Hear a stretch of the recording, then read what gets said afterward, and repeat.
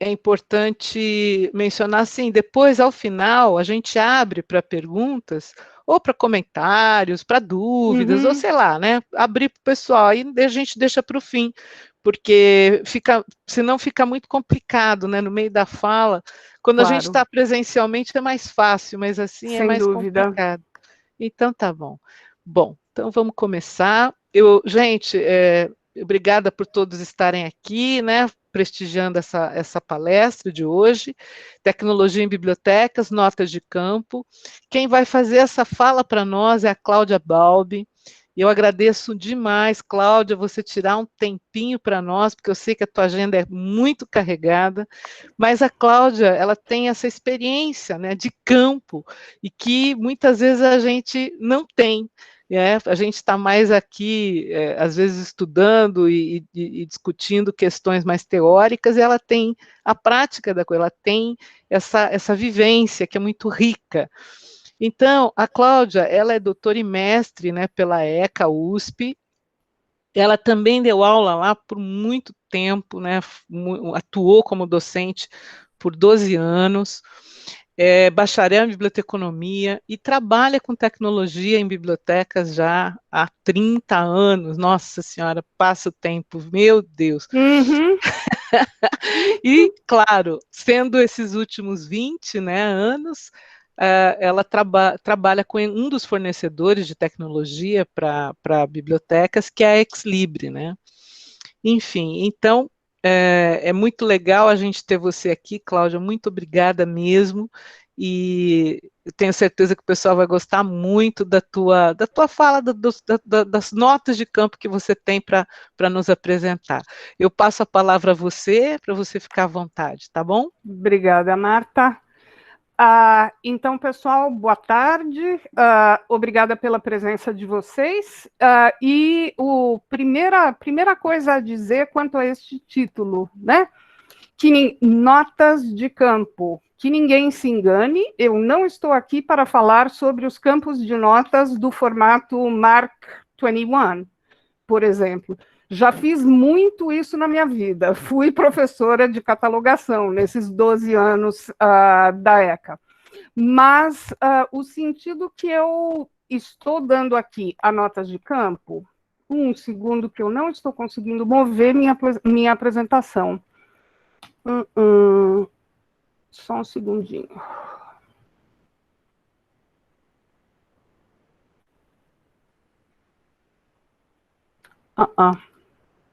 Eu tô tentando. Agora foi. Agora foi. Upa, tá aí. Vocês estão vendo o segundo slide que diz notas de campo? Sim, Sim. estamos. Então, o sentido que eu estou dando a notas de campo nessa apresentação é o sentido da pesquisa etnográfica, da pesquisa de observação de um fenômeno no campo. Então, que são notas de campo? Notas registradas na pesquisa de campo durante ou depois da observação, que dão sentido ao fenômeno e ajudam a compreendê-lo. Essa definição eu tirei da Wikipedia, porque aqui nos Estados Unidos eu não sou pesquisadora, eu fui pesquisadora na minha vida no Brasil, até 16 anos atrás, antes de vir para cá. E os meus livros de metodologia ficaram todos em São Paulo, não trouxe eles para cá. Mas essa definição me serve para qualificar o que é esse sentido de notas de campo que eu estou dando nessa palestra. São notas sobre usos de tecnologia observados na minha prática profissional de implementadora de sistemas.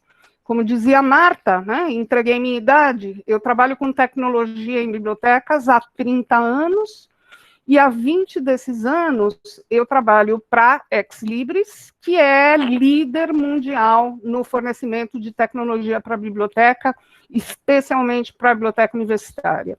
Então, o que eu estou trazendo hoje são observações mais dos últimos 6 anos, relacionadas às tecnologias que eu estou implementando neste momento, e nos últimos 6 anos, para as bibliotecas universitárias que são clientes da Exlibris. Esse é o segmento.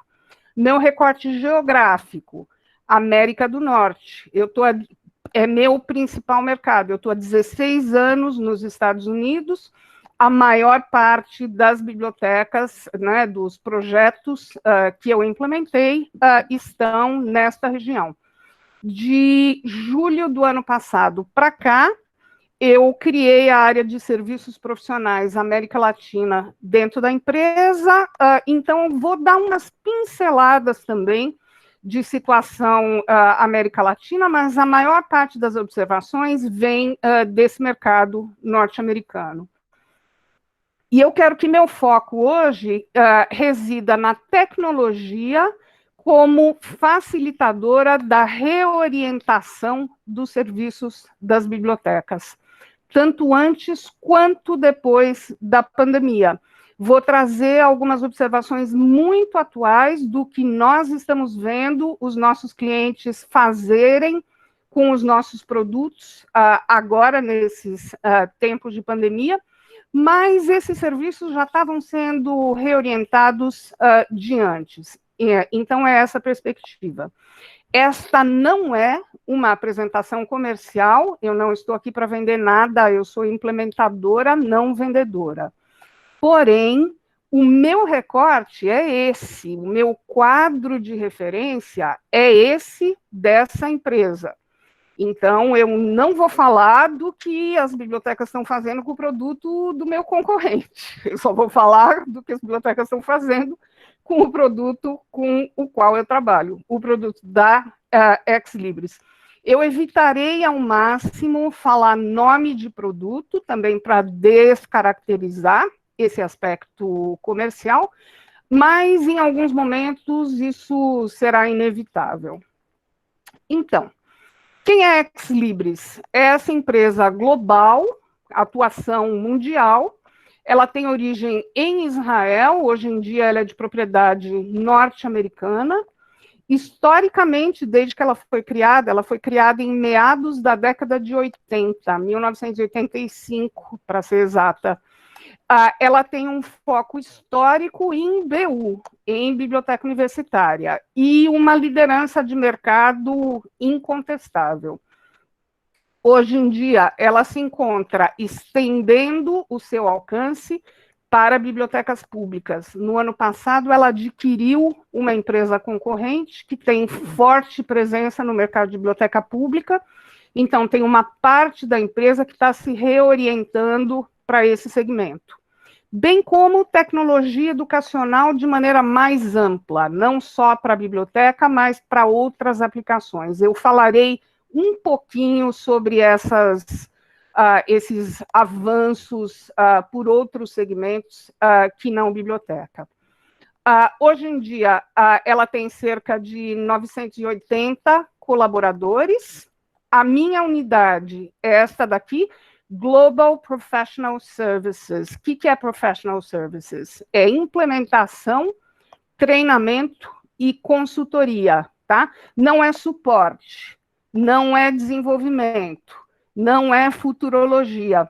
Quando a Marta me contatou sobre essa palestra, eu liguei para ela para explicar exatamente o que eu faço, porque ela tinha escrito assim, para falar de inovação e tendências, né?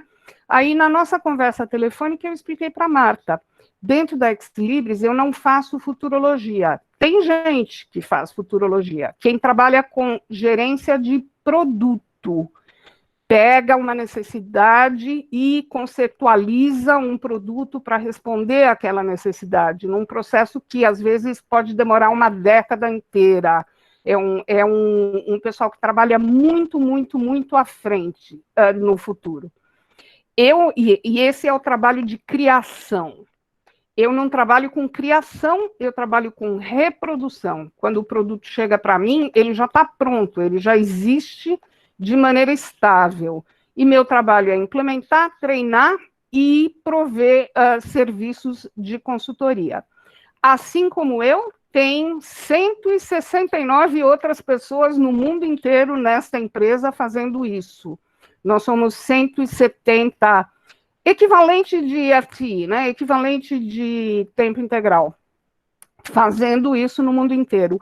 Muitos de nós somos bibliotecários, como eu. A empresa contrata bibliotecário tradicionalmente há muitos anos, porque a gente conhece o negócio do cliente. E a minha subunidade é Professional Services Américas. Essa equipe se divide globalmente, tem uma equipe em cada região do mercado. A minha sempre foi aqui nas Américas, onde somos 44 colaboradores. Então, de que aplicações eu quero falar nessa palestra? Eu quero falar, aqui eu estou citando a categoria genérica da aplicação, e entre colchetes eu estou citando o nome comercial que ela assume na Exlibris. Como eu disse, eu vou procurar ao máximo não falar nome de produto, mas nesse momento eu tenho que falar. Eu vou falar de plataforma de serviços de biblioteca. Isso é uma tradução literal para o português desta sigla LSP, Library Services Platform, que é a evolução, a nova geração dos sistemas de gerenciamento de biblioteca. Na Exlibris, o produto que representa isso é Alma. Produto esse que, neste exato momento, eu estou liderando a implementação aqui, ou aí, na Unesp, tá?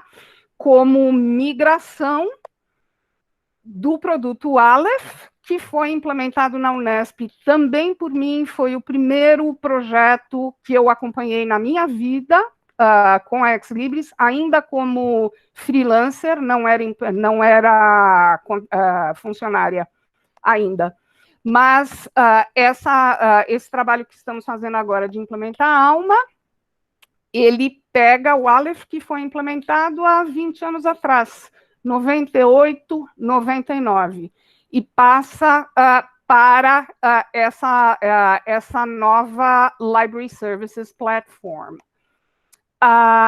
Outra categoria de sistema que eu vou falar, Primo, interface de descoberta, tá? Também implementada pela Unesp há mais ou menos pouquinho menos de 10 anos, deve estar indo para 10 anos agora. A Unesp no Brasil foi pioneira, está sendo pioneira na implementação do Alma e foi pioneira na implementação do Primo, foi a primeira instituição na época. A Unesp gosta de correr riscos conosco da Exlibris. Então, falaremos sobre as plataformas de serviço de biblioteca, as interfaces de descoberta, também outra categoria de produto, serviços de gestão de bibliografias de disciplina. O nome comercial desse produto na Exlibris é Leganto. Também, serviços de gestão de pesquisa. O nome comercial desse produto é Exploro. A Exlibris tem muito mais produto do que isso.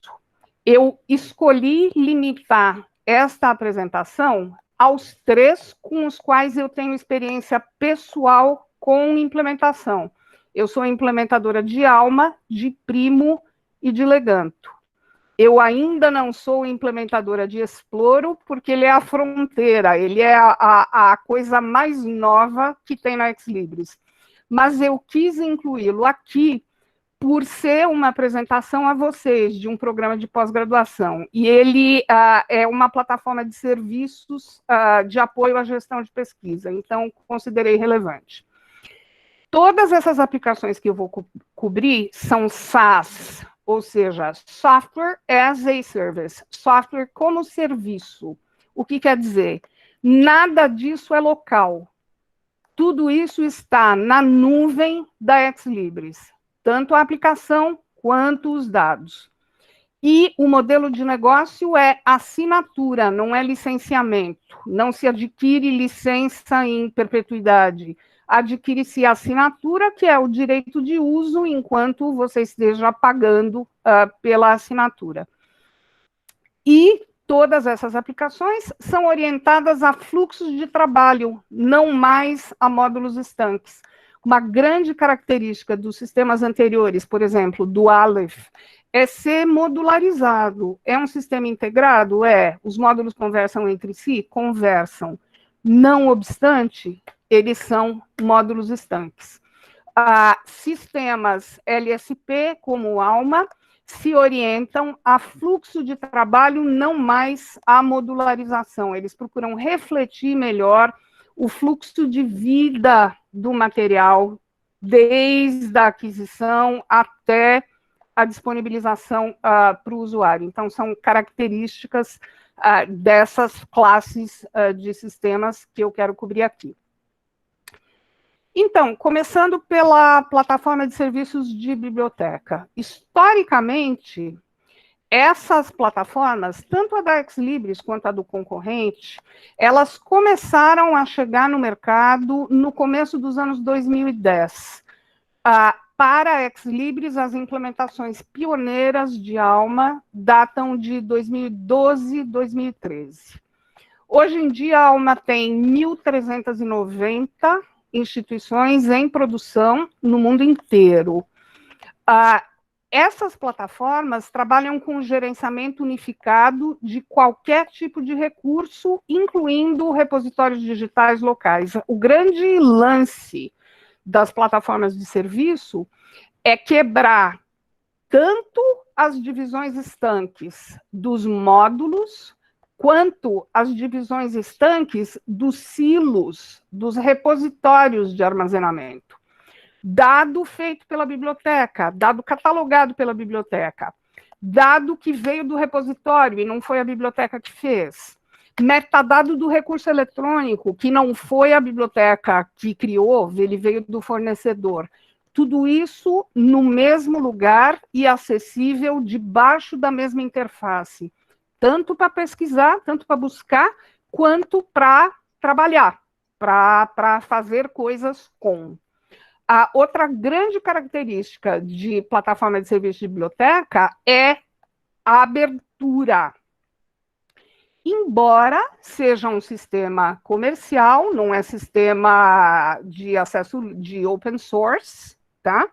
É um sistema comercial, ele é cobrado, mas ele tem de fábrica mais de 150 APIs, Application Program Interface, para integrar com sistemas de terceiros.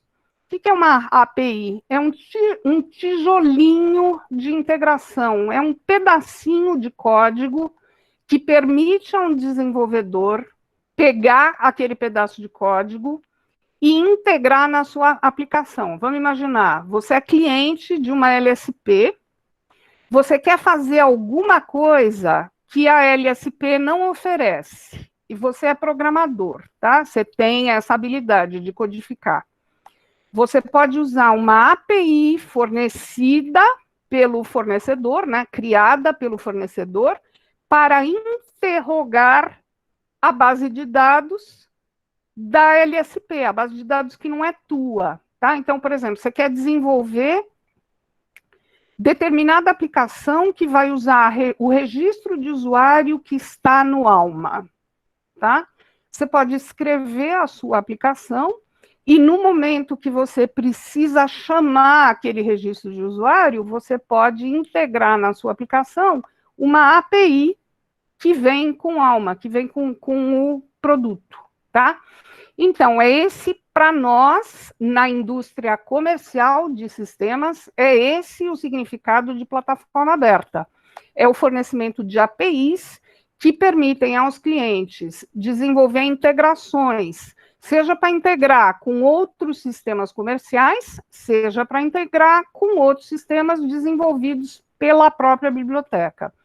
O interessante é que isso inclui contribuições, né? No nosso caso, isso inclui contribuições da comunidade de usuários desenvolvedores. Em torno ao produto, se criou um ecossistema de usuários. Parte desse ecossistema é de usuários desenvolvedores, é de nerds que sabem codificar e que usam as nossas APIs para desenvolver coisas que vão além do que nós entregamos de fábrica.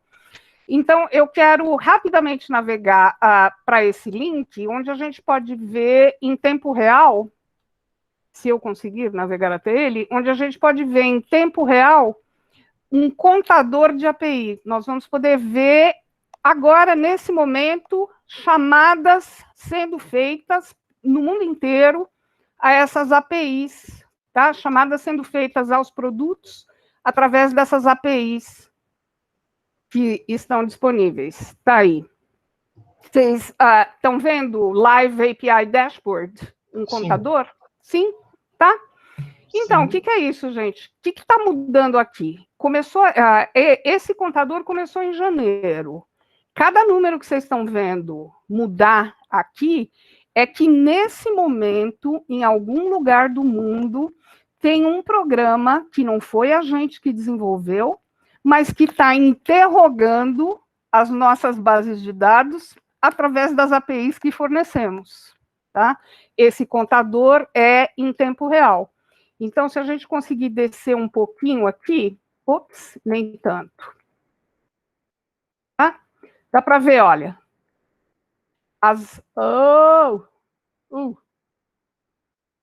Tá difícil eu navegar nessa tela com o meu mouse por causa da apresentação. Deixa eu ver se eu consigo melhorar isso. A bolinha que está se movimentando aí é de onde a chamada está vindo, tá? E aqui, tipos, porque tem API, que é para interrogar a parte de usuários, API, que é para interrogar a parte de registros bibliográficos, API, que é para interrogar a parte de descoberta, de busca, de aquisição, de cursos, de analíticas, e por aí vai. Tudo isso acontecendo em tempo real, tá? No mundo inteiro tem aqui a distribuição das regiões e o mapa, aparecem esses destaques no mapa a cada 10 minutos, mostrando de onde estão vindo essas chamadas de API. Esse foi um exemplo de plataforma aberta. Deixa eu ver se eu consigo sair daqui e retornar para a apresentação. Acho que eu retornei a apresentação. Retornei? Sim. Sim? Sim? Ok. Então, nós vimos o contador de API, tá? Muito interessante. Eu falava do ecossistema que se cria em torno desses produtos, né? Se a gente for usar um termo da teoria de gestão de conhecimento, existe esse conceito de comunidades de prática, né? Uma comunidade de prática é um grupo de indivíduos que partilham um interesse, uma paixão por algo que eles fazem e que aprendem a fazê-lo ainda melhor por meio de interações regulares. É muito bonito, essa é uma experiência que eu tenho, mesmo antes de ser funcionária da Ex Libris. É muito bonito participar dos encontros de usuários regulares e ver centenas de pessoas vindo de qualquer lugar do mundo, falando línguas completamente diferentes, e elas têm essa enorme coisa em comum, que é a utilização dos mesmos produtos em suas bibliotecas. É fantástico. Uma das comunidades de práticas mais legais que a gente tem nesse ecossistema da Ex Libris é a comunidade Eluna, que é o grupo de usuários Ex Libris da América do Norte, um grupo extremamente ativo. Eu não vou ter muito tempo, acho, para navegar, mas aqui eu deixei o link do repositório de artigos do Eluna. É um encontro anual, no qual a comunidade apresenta seus trabalhos. Isso acontece há muito tempo, e esse é o repositório dos trabalhos. O que nós estamos vendo acontecer com essas plataformas de serviços de biblioteca é que elas estão facilitando a formação de consórcios que não existiam antes, tá? Estou trazendo aqui 2 exemplos muito recentes. O primeiro deles, California Community Colleges. O conceito de community college aqui nos Estados Unidos é uma faculdade de curta duração. O equivalente, mais ou menos, no sistema educacional brasileiro é o tecnólogo, tá? Os community colleges são geralmente 2 anos de duração, e o título que eles conferem é um título de natureza profissional, tá? Não é pesquisa, é orientação profissional. O estado da Califórnia tem 115 community colleges, alguns financiados pelo próprio estado, alguns públicos, outros privados. Geralmente, aqui nos Estados Unidos, community college é do poder público ou tem a maioria do financiamento vem do poder público, ainda que haja um tanto de recurso privado. Então, no estado da Califórnia, que é imenso, né? Se Califórnia fosse um país, ela seria uma das maiores economias do mundo. Existem 115 instituições dessa natureza que atendem a 2 milhões de alunos. Essa rede implementou a LSP da Ex Libris, plataforma de serviços Alma da Ex Libris, acabou de concluir agora em maio. Eu deixei 2 links aqui, eu acho que não vou ter tempo para navegar, porque a gente já vai com quase meia hora de apresentação, mas são 2 links da própria instituição falando sobre o projeto. Então, uma das coisas que a gente está vendo é essa formação de consórcio que não tinha antes. Esse consórcio, California Community Colleges, não existia antes da implementação do sistema. Tá? O sistema foi adquirido para viabilizar esse trabalho cooperativo de 115 instituições. Outra coisa que nós estamos vendo com essa utilização, o empréstimo entre bibliotecas, stricto sensu. Por que eu estou chamando de stricto sensu? Porque eu sei bem que o que vocês na Unesp chamam de empréstimo entre bibliotecas, a rigor não é, que é o empréstimo só entre vocês, entre as unidades, tá? Quando eu me refiro a EEB aqui, eu estou me referindo a emprestar de fora, a emprestar de outra instituição, que não é a Unesp, tá? Por isso, stricto sensu, entre aspas. Plataformas como essas estão permitindo coisas como localização automática por configuração. O usuário fez um pedido, o pedido precisa ser atendido. Quem pode atender esse pedido melhor? Não precisa ser uma decisão humana, pode ser uma decisão através de tabelas que vão percorrer uma determinada ordem de preferência e executar a localização elas mesmas, sozinhas, sem interferência humana, e apresentar para o operador humano a lista de possibilidades depois. Estamos fazendo um consórcio neste exato momento aqui no meu estado, onde eu vivo em Chicago. Então, aqui no estado de Illinois, estamos neste momento na fase final da implementação do consórcio Carly, que tem 91 instituições, e que a base de dados conjunta dessas instituições bate 48 milhões de registros, 48,5 milhões de registros. Todas essas 91 entrarão em produção daqui a pouquíssimos dias, no dia 24 de junho. Então, nesse momento, na equipe da qual eu faço parte, tem uma quantidade enorme de pessoas trabalhando só nesse projeto. Coloquei o link aí também, acho que não vai dar tempo de navegar. Mas vamos falar do que estamos observando no uso dessas plataformas como resposta à pandemia, que eu chamo de COVID-19, tá? Como está falando no Brasil? Coronavírus, Covid, fala Covid-19 ou fala só Covid? Tem de tudo, Cláudia. Covid-19, Covid, coronavírus. Tá bom. Eu vou falar Covid, então, tá? Então, o que nós estamos observando? Claro, aqui, né, como aí, fechou os campos, né, fechou os campi. Nós estamos vendo para as TIs, né, para os departamentos de informática, o fato deles não terem que se preocupar com os servidores locais nesse momento em que o campus está fechado, que tudo está na nuvem da Exlibris, o servidor que roda a aplicação não está dentro da universidade, está na nuvem da Exlibris. O fato deles não terem que se preocupar com os servidores locais facilitou que eles redirecionassem o seu foco em migrar os cursos, em migrar a instruction, né, a entrega dos cursos para o ambiente online. E muitas instituições, assim como vocês e assim como a USP, tiveram que fazer da noite para o dia. Não é verdade que, por ser Estados Unidos, tudo já estava online, tudo já tinha migrado. Não é verdade, tá?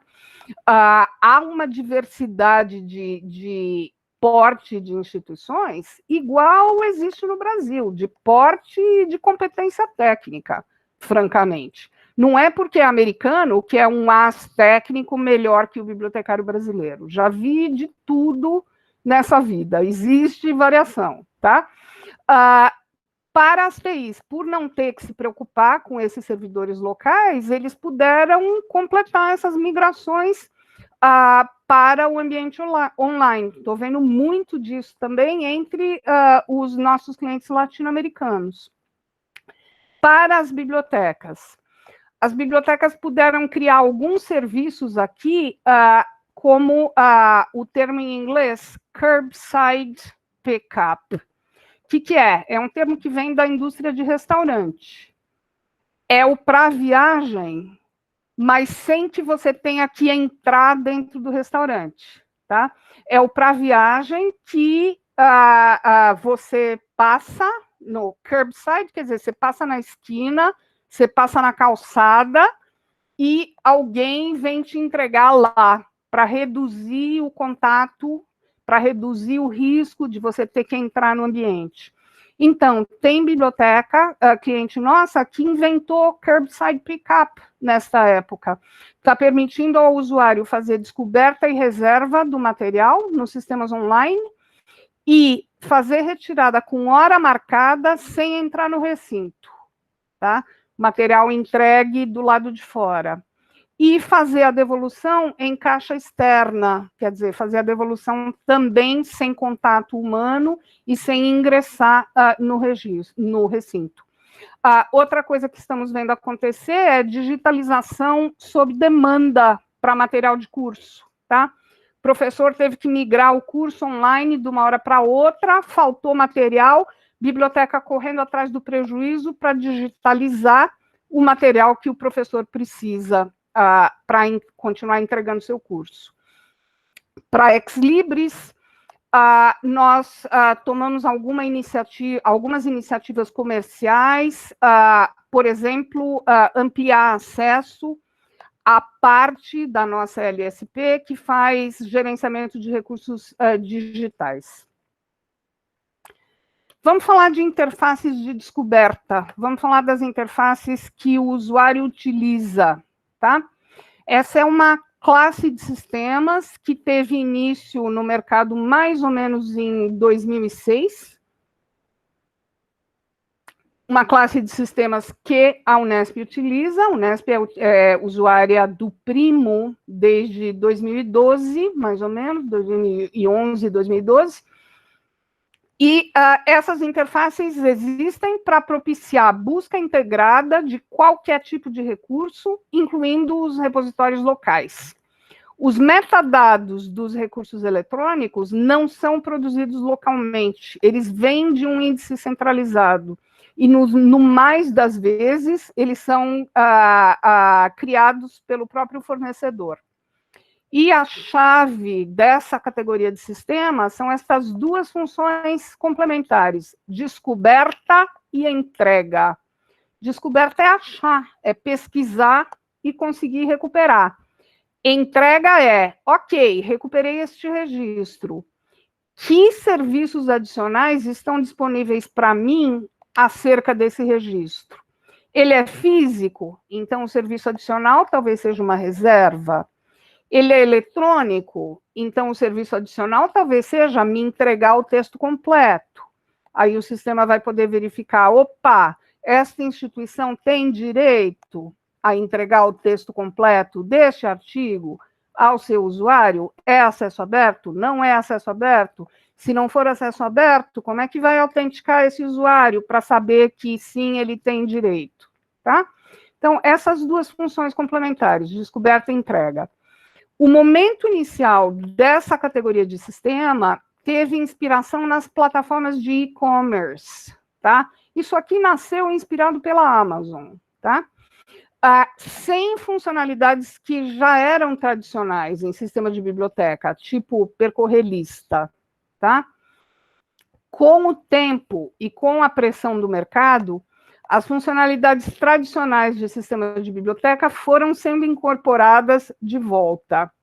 E, a partir de 2016, essas interfaces de descoberta voltaram para dentro do sistema de biblioteca, tá? Que quando elas nasceram, elas eram separadas. O Primo, que vocês rodam até hoje, é completamente separado do Aleph, que também vocês rodam.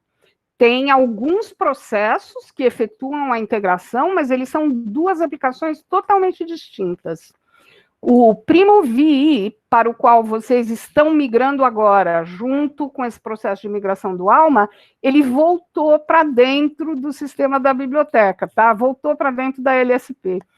Eu vejo isso com muita ironia, porque a minha tese de doutorado é a primeira tese no Brasil que analisou isso há muitos anos atrás, em 2002, analisou como usuários brasileiros estavam utilizando essas interfaces de busca em biblioteca, esses OPACs, tá?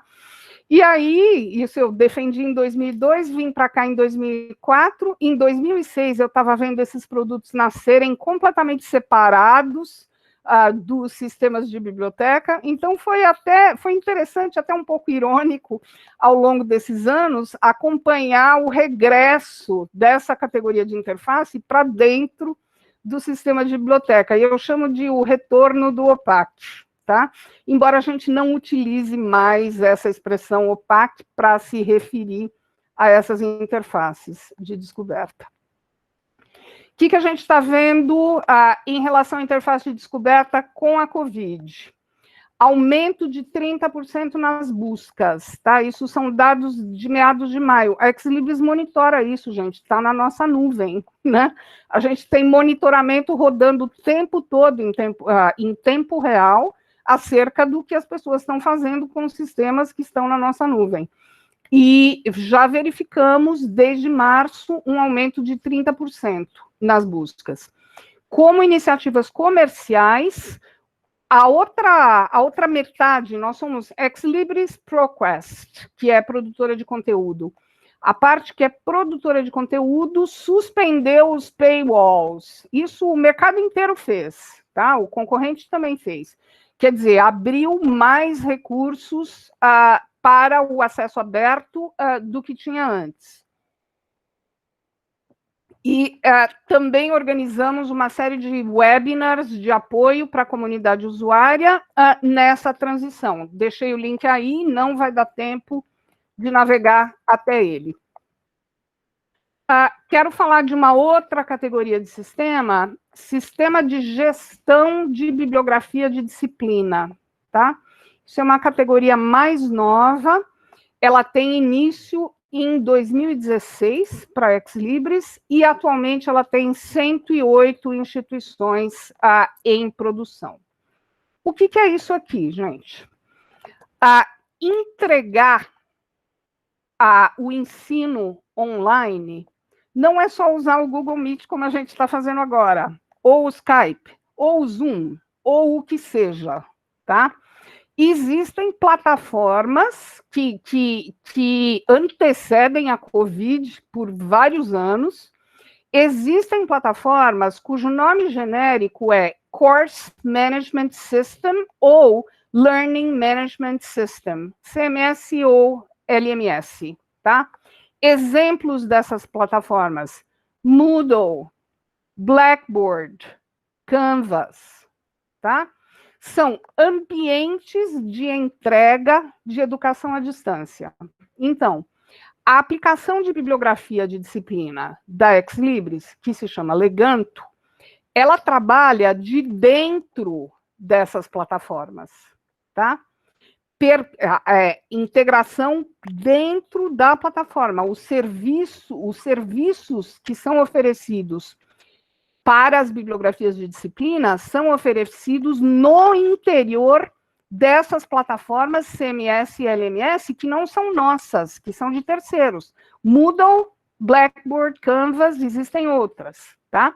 Então, por exemplo, o docente, ele pode publicar a bibliografia da sua disciplina diretamente dentro da plataforma. E cada referência na bibliografia já pode linkar para o registro que está no Alma, tá?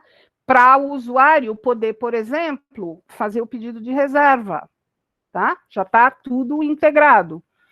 O docente também pode obter estatística do uso dos materiais que ele coloca na bibliografia da sua disciplina, tá?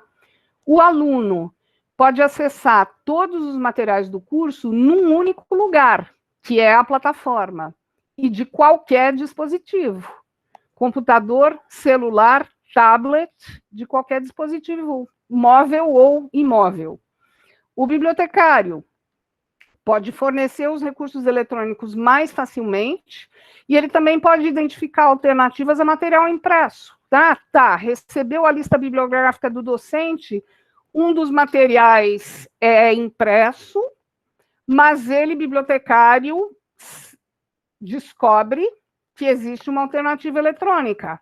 Se estamos num momento em que a biblioteca está fechada, troca na bibliografia do docente, troca a alternativa do material físico pela versão eletrônica, ou digitaliza o material físico para disponibilizar no ambiente, tudo dentro da plataforma. E também, questão que no Brasil tem uma importância muito relativa, mas também gerencia as permissões de direitos autorais, permissão de uso e permissão de cópia, tá? Que aqui nos Estados Unidos é uma questão severa e muito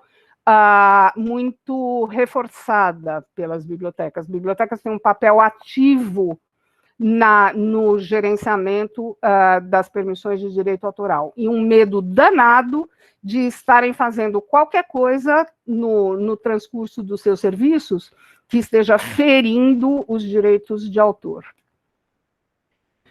Então, esse tipo de aplicativo integra com a plataforma, como eu dizia, com a plataforma de educação à distância, com a plataforma de serviço de biblioteca, com a interface de descoberta, com os gerenciadores de citações e de referências bibliográficas, tipo Cited, Mendeley, toda essa outra classe de sistema que não é a biblioteca, não é a Ex Libris que faz, mas que serve para gerenciar citações e referências bibliográficas, e com outras aplicações móveis.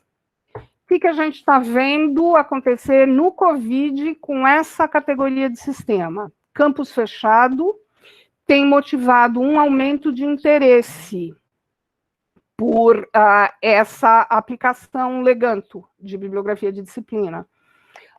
E, em resposta, lançamos um programa de implementação rápida.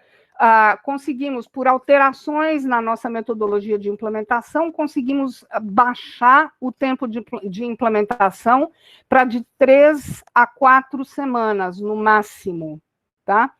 O que quer dizer que já temos cliente que adquiriu a assinatura desse produto depois que o campus fechou, depois que a Covid começou, e que já está usando o produto nos cursos por dentro da plataforma de educação à distância, tá? E outros também, já outros estão iniciando implementação. Aqui nos Estados Unidos está muito claro que um bom tanto dos nossos clientes, biblioteca universitária, não vai abrir no segundo semestre, tá? Neste momento do ano escolar, estamos no verão aqui, estamos para começar o verão, final da primavera e início do verão. Este é o momento das grandes férias escolares, tá? O ano letivo aqui vai começar, dependendo da instituição, agosto ou setembro. Na maioria começa setembro. Estamos vendo já muito claramente muitos clientes dizendo não vai rolar, continuaremos fechados e entregando educação à distância pelo restante de 2020. Então, nossa aposta é que o interesse por essa categoria de sistema vai crescer. Tá? Outras respostas que nós temos visto à pandemia COVID-19, tá? A primeira delas eu quero contar a história e vou mostrar uma foto para vocês. É uma biblioteca cliente nossa, eu não posso revelar o nome, mas é um hospital-escola. É um hospital-escola em Manhattan, em Nova York, tá?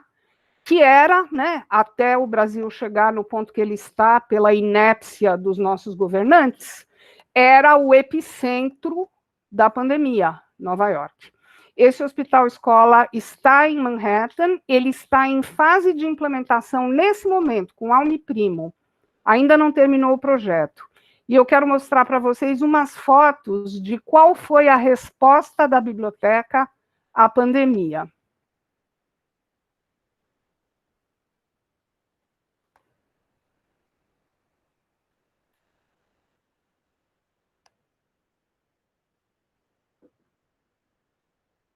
Eu abri um arquivo de Word que tem duas fotos. Vocês estão vendo? Sim, estamos. Sim? Ok. Então, essas fotos são de 31 de março. Tá? A gente está vendo... Isso aqui é um pedacinho do Central Park. A gente está vendo, né, um pedaço de Nova York no fundo. E isso é o que o hospital teve que fazer. Eles ocuparam parte do Central Park com essas tendas, tá? Para dar conta da demanda. E isto é o que a biblioteca teve que fazer, tá? O hospital teve que construir salas de atendimento à Covid no próprio lobby do hospital. A biblioteca fica próxima do lobby, ela teve que mudar da noite para o dia para uma área menor para poder liberar o espaço da biblioteca para esse tipo de sala de atendimento para pacientes de Covid. Essa foto que vocês estão vendo é a biblioteca, tá? Com todo o equipamento, né? O equipamento tinha acabado de chegar, o restante da sala ainda não tinha sido montado de acordo, mas isso é o que a biblioteca iria virar, tá? E se mudou para um espaço menor enquanto isso. Então, o projeto atrasou um pouco, porque a biblioteca teve que parar para fazer essa mudança a toque de caixa. Tá? Eu acho que essa é a resposta mais forte de uma biblioteca à pandemia. Né? O resto é figuração, né? O resto é perfumaria. Isto é resposta. Né? A biblioteca não teve a menor dúvida em executar uma mudança da noite para o dia para poder liberar esse espaço para a montagem de área de atendimento a paciente de Covid.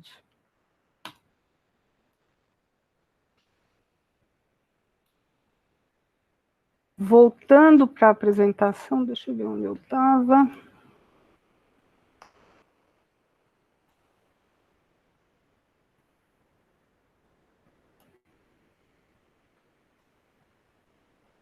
Tá. Então, respostas da Ex Libris, eu voltei a apresentar outras respostas, estão vendo?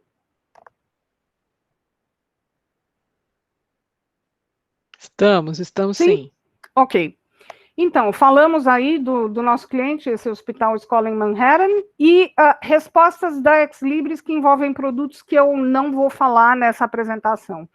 Tem uma plataforma de compartilhamento de recurso que chama Rapid ILL. É uma rede de bibliotecas cooperantes que usa a nossa tecnologia para emprestar artigo entre si. Os cooperantes dessa rede aceitaram fornecer recursos eletrônicos sobre a Covid a qualquer instituição, mesmo que não seja cooperante, tá? Com o apoio financeiro, inclusive, da Ex Libris para isso. Esse link que eu estou deixando aqui é o link de um vídeo que essas bibliotecas que não são cooperantes, mas usaram os serviços, é um vídeo de agradecimento que elas produziram. Tá? A outra resposta da Ex Libris foi o nosso braço ProQuest, né, nosso braço conteúdo, tem 2 produtos, um chama Research Professional, outro chama Pivot, são produtos de apoio à gestão de pesquisa. Tá? É produto que, por exemplo, ajuda o pesquisador a identificar oportunidades de financiamento. Tá? Onde tem bolsa para eu fazer pesquisa na minha área? São bases de dados de oportunidades de financiamento. Então, as equipes que trabalham esses 2 produtos criaram um guia online que é constantemente atualizado de oportunidades de financiamento para pesquisa em Covid no mundo todo. Então, é esse link que eu estou deixando aqui.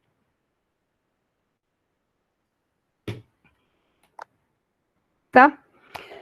A última categoria que eu quero falar, gestão de pesquisa, é a categoria, é o Exploro, tá?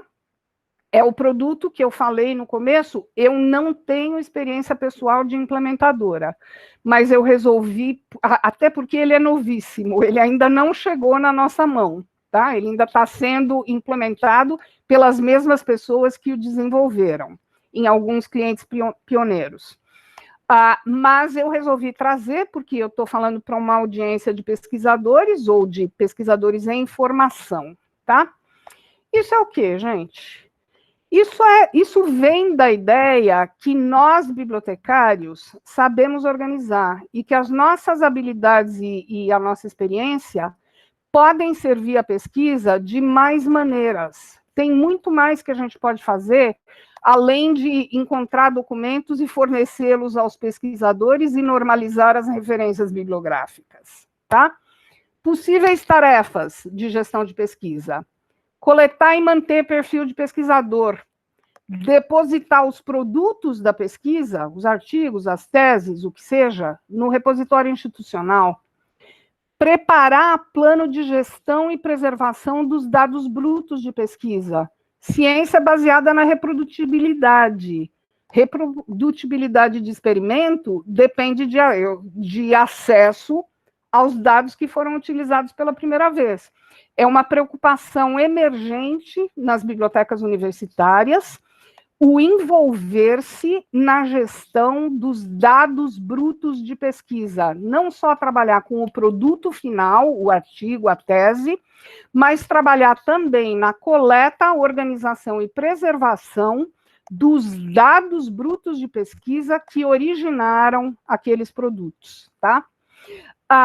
Também pode ser a tarefa para bibliotecário garantir o cumprimento das exigências das agências financiadoras. Tem muita financiadora que, para te dar uma bolsa, exige que o produto final, artigo, tese, o que seja, colocado em acesso aberto, tá? Biblioteca está num lugar privilegiado para garantir que isso aconteça. Também está num local privilegiado para avaliar impacto da pesquisa, desde que a gente aprenda a fazer e tenha a ferramenta. Tá? Então, essa categoria de sistemas de gestão de pesquisa que está nascendo e para Ex Libris toma o nome de Exploro, é um sistema unificado de registro, num único repositório está tudo, os registros estão ligados entre si. Então, o produto da pesquisa está lá, por exemplo, o artigo. Os dados brutos também estão lá. Os perfis dos pesquisadores também estão lá. E por ter orientação a fluxo para capturar e para enriquecer os metadados, seja de forma automática ou de forma manual, integrar com o sistema de biblioteca, com a interface de descoberta, com os portais da instituição, atualizar os perfis dos pesquisadores automaticamente por colheita de metadados, colheita automática de metadados, monitorar a aderência dos pesquisadores às exigências das financiadoras, medir os fluxos e ferramentas para medir os impactos individuais e institucionais da pesquisa e sincronizar automaticamente com as coisas externas, tipo o Google Scholar, tipo o ORCID, e por aí vai. Não tenho nada para trazer como implementadora, mas por causa do meu histórico, né, minha vida anterior no Brasil como pesquisadora, me interesso profundamente por essa nova categoria de sistema e estou trançando meus pauzinhos dentro da empresa para ver em que ponto eu vou poder me inserir na equipe que vai implementar essa plataforma, tá? E criar metodologia de implementação, que é uma coisa que eu também gosto muito de fazer. Então, acho que, assim, já chegando meio aos finalmente, né, vou deixar umas perguntas, tá? Se, com a Covid, a gente chegou num ponto de inflexão, quer dizer, um turning point, um ponto de possível virada, tá? Entre a biblioteca como entidade física versus a biblioteca como entrega de recursos e prestação de serviços, tá? Há muito o que fazer sem esse prédio, a gente está descobrindo. Talvez tenhamos chegado no ponto onde o eletrônico comece a se tornar o formato principal de entrega. Talvez tenhamos chegado no ponto em que a gente vai começar a ver uma diminuição do trabalho manual muito intenso que o material físico exige, tá? Estou deixando só como pergunta, porque, como eu disse, eu não sou futuróloga. Tem outras pessoas dentro da empresa que talvez tenham respostas já a algumas dessas perguntas. Não é meu papel. Mas acho que são perguntas que cabem para vocês, como pesquisadores ou pesquisadores em formação também, na observação dessa realidade. Como sugestão bibliográfica, se você não puder ler mais nada sobre tecnologia em biblioteca ou não quiser, tem um artigo que sai uma vez por ano que eu recomendo que você acompanhe. Desde a década de 80, uma vez por ano, sai esse artigo Resenha, que faz um apanhado do mercado de tecnologia para a biblioteca no ano anterior. É fantástico e é lindo você ver a série histórica de 30 anos da evolução dessa tecnologia. Por último, eu quero partilhar uma história pessoal.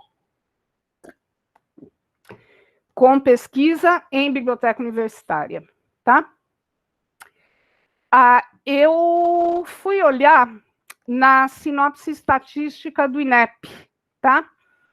E, infelizmente, por inépcia deste nosso governo atual, a última série estatística que está disponível é a de 2018, tá? Pelo menos não consegui encontrar de 2019 no site deles.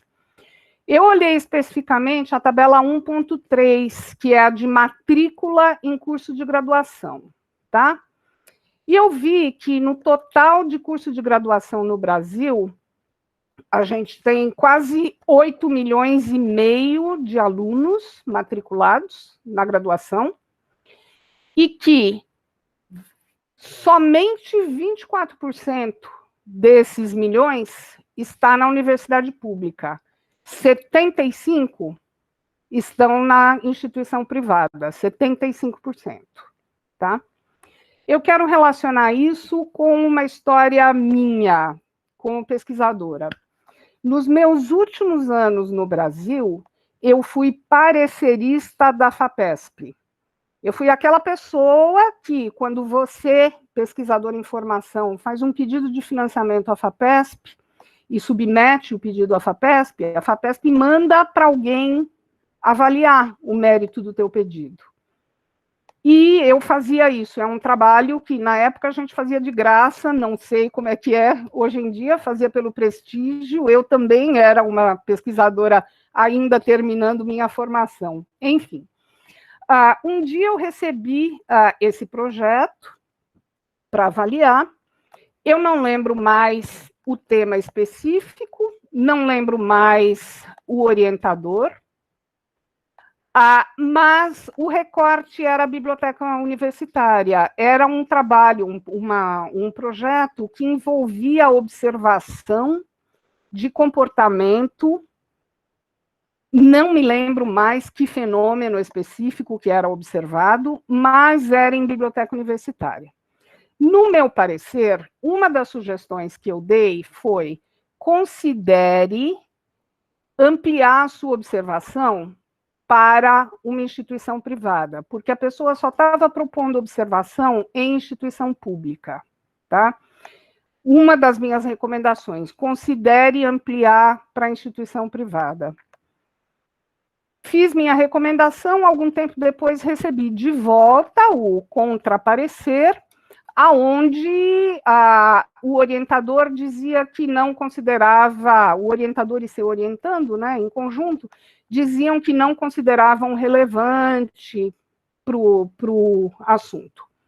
Deixei quieto, óbvio, não havia mais o que fazer, não trouxe nada disso comigo para os Estados Unidos, está lá em São Paulo, tá?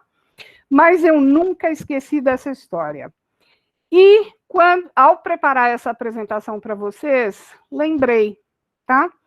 Então, eu quero encerrar com essas palavras. Se você, aluno da pós-graduação da Unesp, se o teu tema vai ter alguma coisa a ver com biblioteca universitária, e o teu recorte vai ter alguma coisa a ver com observação de população, seja lá de que ângulo for, tá? Não ignore os 75% de brasileiro como você que não estão na instituição pública, tá? Não reitere o supremo elitismo da posição que você ocupa como aluno da universidade pública, por mais ferrada que seja a sua vida, tá? Nem que você, na graduação, tenha morado no alojamento estudantil, tenha comido miojo porque teu pai não tinha grana para te mandar mesada, como o meu não tinha, tá? Mesmo assim, você está no topo de um privilégio imensurável, tá? Eu acho, e fico até meio emocionada, eu acho que faz parte da universidade pública dar esse retorno à sociedade, de estudar também o que acontece nesse outro segmento, tá? Da instituição privada. Esses 75% estão tendo a sua vida transformada por gerações. É comprovado que chegar à universidade transforma a vida não só da pessoa, como de gerações futuras, tá? A gente, ainda mais no interior da universidade pública, não pode ignorar esses 75%. E eu incluí o link aqui do Bechdel Test, não sei se vocês conhecem, não tem nada a ver com pesquisa nem com biblioteca universitária. É um conceito de cinema, tá? É uma pessoa que inventou um teste que é uma pergunta, é só uma pergunta, para verificar a representatividade de mulheres em filmes, tá? Um filme representa mulheres bem se tem pelo menos 2 mulheres que estão conversando entre si e não estão falando de um homem, elas estão falando de outras coisas, tá?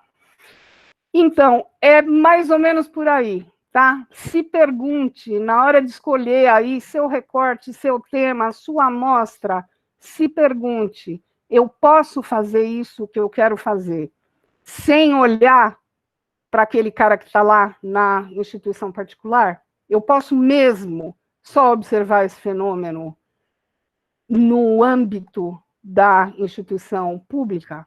Eu devo fazer isso? Tá? São essas perguntas que eu queria deixar. Obrigada. Obrigada, Cláudia. Muito legal aí a sua apresentação, né? Eu acho que o pessoal com certeza tem aí questões, né? Eu vou abrir agora para o pessoal pelo chat. Pessoal, quem quiser comentar, quem quiser perguntar, agora é o momento, então eu vou atender na sequência aqui do chat, né? O pessoal vai se inscrevendo. Agora, Cláudia, achei muito interessante. Ah, o Edberto. Edberto, você pode perguntar direto, pode falar. Ô, Cláudia, tudo bom, Cláudia? Tudo bem? Cláudia, eu queria saber se, na sua opinião, qual as tecnologias que um aluno de biblioteconomia deveria ter conhecimento, né, para a sua formação e para a vida profissional depois? Eu não quero vincular produto específico, eu quero vincular categoria, tá? Isso mesmo. Eu acho que tem que ter algum nível de exposição, quanto mais prática, melhor, a essas duas categorias, LSP, Plataforma de Serviço de Biblioteca, e Interface de Descoberta. Esse é o basicão, tá? Agora, o aluno precisa da exposição não só à tecnologia, mas aos princípios embasadores. E aí eu estou falando de protocolo, tá? Então, não só tomar contato com eu vejo a tecnologia como a manifestação, né, a corporificação desses protocolos. É não só tomar contato com a tecnologia, mas é também saber que por trás existe uma série de protocolos, entender como é que eles funcionam, entender como é que são as forças históricas e políticas que geram esses protocolos, até porque nós, na América Latina, estamos, muitas vezes, um bocado longe das instituições de onde emanam esses protocolos internacionais, né? Eu acho que tem que entender esse movimento para tentar uma atuação por dentro, né? Que é o que eu acabei fazendo, né? A minha saída do Brasil teve a ver com isso, né? Eu saí para poder atuar no centro de onde essa tecnologia emana, né? Espero que seja possível a outras pessoas ter essa atuação sem precisar sair do país, porque a gente paga um outro preço por ter feito isso, né? Tá ok. Ok, obrigado, Cláudia. Imagina, eu que agradeço. Vamos ver se tem mais gente. O pessoal está te parabenizando pela exposição aqui, né, no chat. Uma coisa que para mim, Cláudia, tem tudo a ver, né? A biblioteca, ela tem que ser uma prestadora de serviço. Para mim, isso é claro. Ela é uma prestadora de serviço. E a prestação de serviço, ela é dinâmica, ela se altera. Então, esse é o ponto fundamental. Quer dizer, hoje, com as tecnologias que nós temos, com as possibilidades que nós temos, e ferramentas, enfim, tanta coisa que existe, você trouxe três aí possibilidades de trabalhar, né, com as ferramentas, mas existem N outras. Eu particularmente, eu gostei muito dessa nova possibilidade de trabalhar, o Exploro, que você traz a gestão de pesquisa, que isso é fundamental. Nós estamos vivenciando um momento que a biblioteca ela tem que ser protagonista nisso, tem que ser. Então, óbvio, ela não vai poder ser protagonista se ela não tiver recursos tecnológicos para fazer isso. Esse é um ponto. E aí, a minha questão toda que eu queria que você comentasse. A tecnologia no Brasil, para nós, ainda ela é cara. Né? Eu não sei como que é isso, por exemplo, nos Estados Unidos ou na Europa, mas para os países da América Latina em geral, né? E para o Brasil também. as pessoas ainda têm uma ideia, as pessoas que eu digo assim, os governantes e os gestores institucionais, eles têm ainda uma ilusão de que as coisas, a informação, os serviços prestados, né, via tecnologia, qualquer que seja, que tudo bem, que isso daí informação está aí, não tem problema. O pessoal não entendeu no Brasil ainda que para você fazer prestar determinados serviços de qualidade, como, por exemplo, gestão de pesquisa ou entrega com essas múltiplas possibilidades, é tecnologia e custa dinheiro. Custa. Aliás, conteúdo custa, tecnologia custa. E aí, como é que você, por exemplo, você que faz a implementação, né? Como é que você sente isso nas bibliotecas, principalmente da América Latina, brasileira, que você conhece um pouco? Então, eu acho que só tem uma saída para esse problema, e que é o bibliotecário precisa pensar financeiramente, tá? Precisa entender, sim, cada uma coisa que a gente faz tem custo, sim, tá? Isso custa para o Estado. Quando eu fico toda emocionada falando como eu estava da universidade pública, privada, tarará, né? Gente, é esse pessoal que está pagando imposto no Estado de São Paulo, que está financiando o seu lugar na Unesp, um lugar onde eles não vão poder entrar, tá? Por 1000 outros fatores, né? A gente esquece disso na nossa sociedade tão estratificada no Brasil. A gente, em geral, pelo menos minha geração, eu estou vendo isso mudar um pouco em gerações mais jovens, mas a minha geração, no meu extrato social, não teve educação financeira, eu não fui ensinada a gerir nem meu próprio dinheiro, tive que aprender na marra, né? E no que eu tive de ensino de administração de biblioteca na faculdade, também não tinha o viés do financeiro, tinha o viés do organizacional, tá? Mas do financeiro não. Eu acho que a gente tem que ampliar o pensamento, tá? Para enxergar custo de tudo, e a maneira de enxergar custo de tudo é ajudada por parte dessas tecnologias. Por exemplo, os relatórios analíticos, que te permitem quantificar quantidades de atendimento, e você sabe quantas pessoas estão envolvidas, dá para fazer a conta. Quanto custa fornecer um entre bibliotecas? Dá para fazer a conta com o salário da pessoa que ganha, quanto ela ganha por hora, tá? Quantas horas ela precisou trabalhar para fornecer aquele empréstimo, tá? É uma argumentação com os gestores, né? E os gestores dominam essa língua, os gestores universitários dominam essa linguagem melhor do que nós, bibliotecários, especialmente no ensino superior privado, onde eu tive minha última experiência em biblioteca antes de largar biblioteca completamente. Foi no ensino superior privado, aprendi muito. Eles dominam essa linguagem, é uma linguagem que a gente tem que aprender, a gente tem que aprender a falar dinheiro, tá? Ok, Cláudia, realmente é super importante isso. E outra, a tecnologia de ponta ou a tecnologia de qualidade, ela realmente custa, não tem como, assim como conteúdo de qualidade, o pessoal tem que entender isso, né? Tá. Olha, a gente tem aqui a Ofélia que comentou. Ofélia, você quer falar? Quer que eu fale? Bom, ela diz assim, ela diz assim, professora Cláudia, acredito que instituições privadas não oferecem as tecnologias que as instituições públicas oferecem. É isso? Nem sempre. Por exemplo, o que eu estou vendo na América Latina agora, depois do Covid, tá?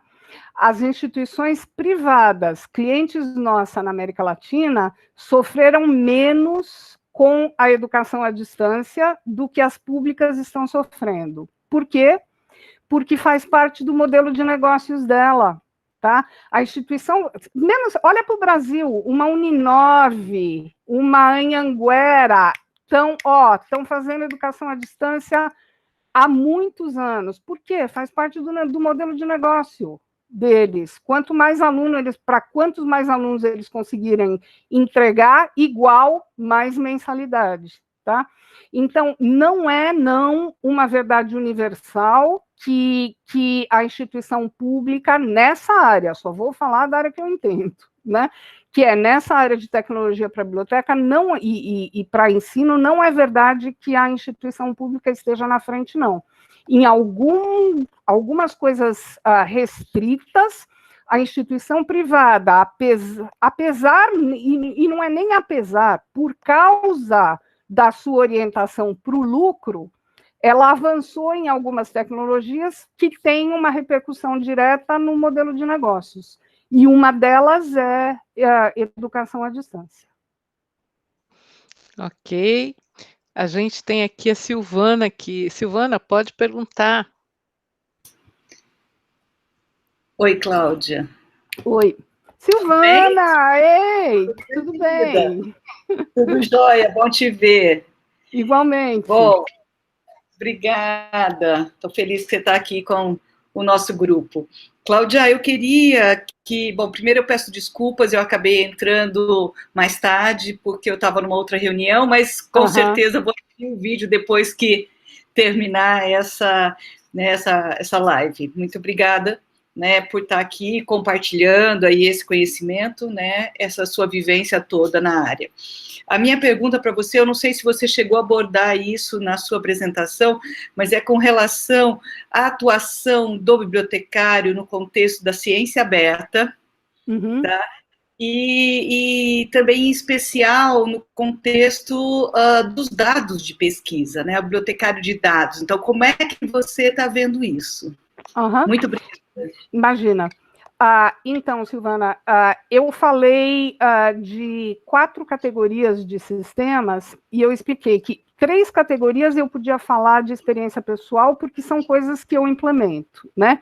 A 4ª categoria eu trouxe porque tem a ver com pesquisa, é relevante para vocês, mas eu não tenho experiência pessoal ainda, que é exatamente uma classe de sistemas que está nascendo, de apoio à gestão de pesquisa, e para a empresa que eu trabalho, a motivação da criação deles vem das bibliotecas, vem de uma percepção que, sim, o bibliotecário tem um papel de gestor de dado de pesquisa e de apoiador e até mesmo fiscalizador do cumprimento das exigências das financiadoras em relação a acesso aberto.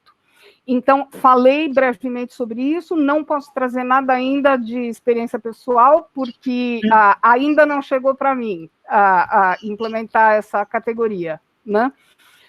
Mas, com toda certeza, é um papel que, especialmente nos Estados Unidos, o reconhecimento dessas possibilidades está crescendo, e foi por isso que a empresa orientou para desenvolver um produto que responde a essas necessidades. Sim, sim.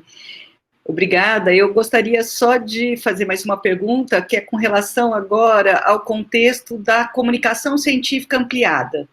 Não sei se você também abordou isso, porque o que eu percebo ainda no Brasil são muitos recursos isolados. E esses recursos não estão sendo interligados, né? E as representações não estão sendo enriquecidas da forma que deveriam ser. Então, eu não sei se você abordou, desculpa, mas... Não, tudo bem. Também falando dessa categoria nova, sistema de gestão de pesquisa, uma das coisas que eles estão fazendo, né, que um dos fluxos integrados, é exatamente a captação de dados automática para enriquecer perfil de pesquisador, para enriquecer as listagens de produção, tá? No processo de preparar essa apresentação para vocês, eu fui dar uma espiada no Lattes, né? Eu nem existo mais no Lattes, tá? Não faz mais parte da minha realidade, mas me deu uma coisa assim, gente, é uma mina de ouro, né? para a ciência no Brasil. Está lá, está o nome de todo mundo, está a lista, espera-se, né, listas completas e honestas da publicação de todo mundo, né?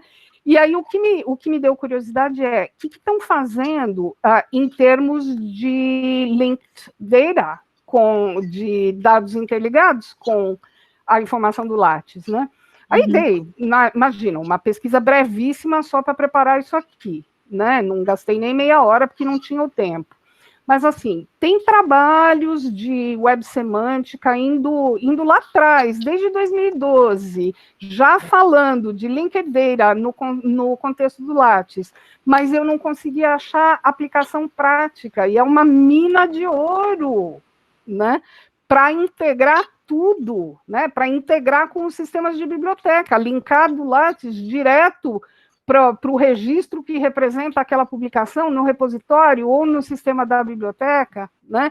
Ou fazer colheita da atualização que o pesquisador faz no Lattes para já alertar o sistema de biblioteca que aquilo também, né, precisa ser incorporado, o que seja.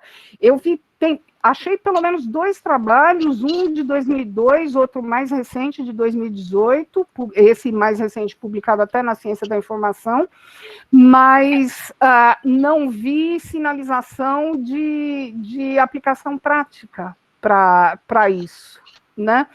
E lá fora já está acontecendo, essa classe de programas de gestão de pesquisa está integrando com o ORCID, está integrando com o Google Scholar, né? Sim. E tem aí essa mina enorme. A hora que chegar para mim, né, para implantar, e que eu conseguir entender melhor tecnicamente como funciona, eu quero ver se eu consigo começar a cutucar a empresa em relação a essa fonte também, né?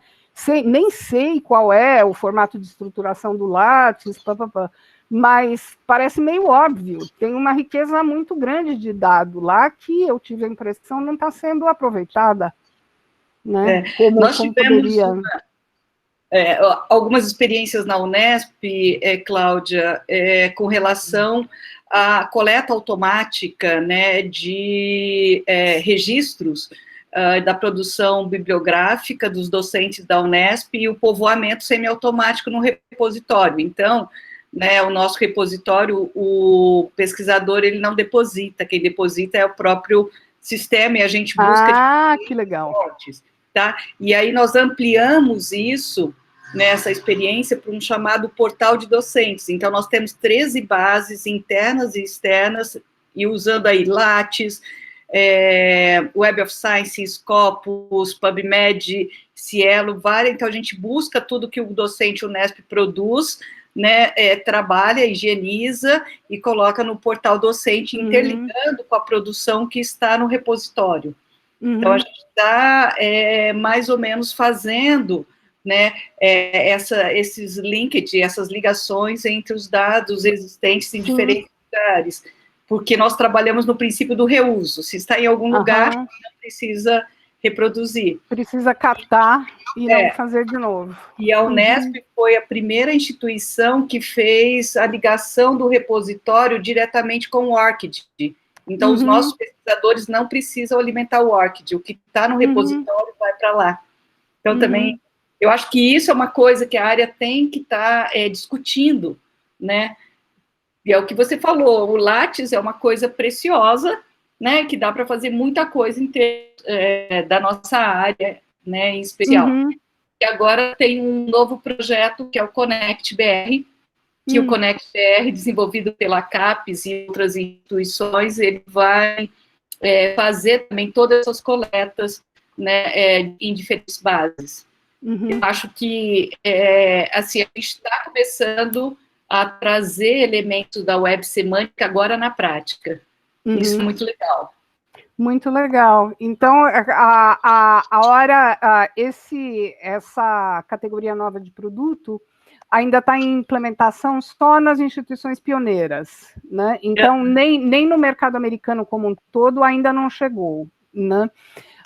Mas a hora que começar a chegar na América Latina, já estou vendo que vocês vão querer olhar. Você já sabe que eu falando para vender. Não é, Marco? Pois o Unesp gosta. Sim, sim, a Unesp é pioneira, mas muito obrigada. Imagina, eu Obrigada que agradeço.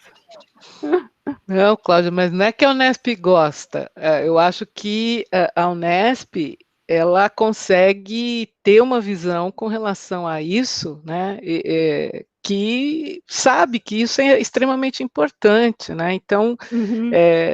é pioneira, mas é pioneira de uma maneira muito consciente Consciente, sem do dúvida. que é importante para o pesquisador, para o docente, para o discente da instituição, né? Então, acho que é nesse sentido.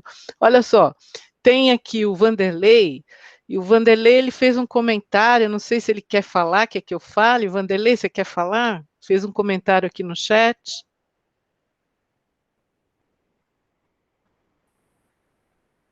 Ah, então tá. Ó, ele disse assim que ele certo dia ouviu um diretor de hospital dizer: a saúde não tem preço, mas tem custo.